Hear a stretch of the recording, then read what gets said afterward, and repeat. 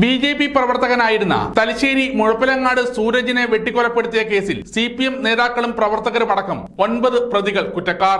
10ാം പ്രതിയെ വെറുതെ വിട്ടു. CPM വിട്ട് BJP ചേർന്ന വിരോധത്തിന് 2005 ഓഗസ്റ്റ് 7 രാവിലെയാണ് സൂരജിനെ കൊലപ്പെടുത്തിയത്. രാഷ്ട്രീയ വിരോധത്തോടെ പ്രതികൾ ബോംബെറിഞ്ഞ ശേഷം മഴവും കൊടുവാളും അടക്കം ഉപയോഗിച്ച് വെട്ടിക്കൊലപ്പെടുത്തിയെന്നാണ് കേസ്. മനോരാജ് നാരായണൻ, TP കേസ് പ്രതി TK രജീഷ് എന്നിവരടക്കമുള്ള പ്രതികളാണ് ശിക്ഷിക്കപ്പെട്ടത്.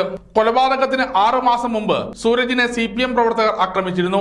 അന്ന് കാലിന് വെട്ടേറ്റ സൂരജ് 6 മാസത്തോളം കിടപ്പിലായിരുന്നു. പിന്നീട് ഇദ്ദേഹം ചികിത്സ കഴിഞ്ഞ് പുറത്തിറങ്ങിയപ്പോഴാണ് വീണ്ടും ആക്രമിക്കപ്പെട്ടത്. കൊല്ലപ്പെടുമ്പോൾ 32 വയസ്സായിരുന്നു സൂരജിന്റെ പ്രായം. തുടക്കത്തിൽ 10 പേർക്കെതിരെയാണ് പോലീസ് കേസെങ്കിലും TP കേസിൽ പിടിയിലായ TK രജീഷ് നടത്തിയ കുറ്റസമ്മത മൊഴി പ്രകാരം 2 പേരെ കൂടി പ്രതി ചേർക്കുകയായിരുന്നു.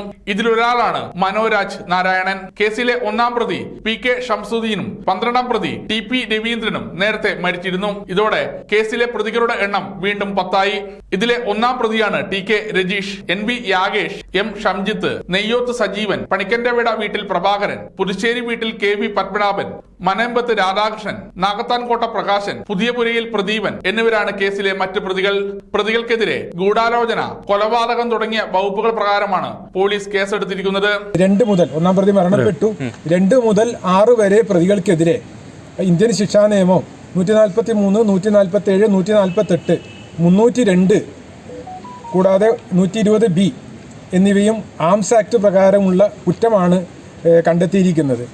അതുപോലെ 7 മുതൽ 7, 8, 9 പ്രതികൾക്കെതിരെ ഈ കേസിൽ കൊലപാതകത്തിനുള്ള ഗൂഢാലോചന കുറ്റമാണ് കോടതി കണ്ടെത്തിയിരിക്കുന്നത്. സമഗ്ര ന്യൂസ് തലശ്ശേരി.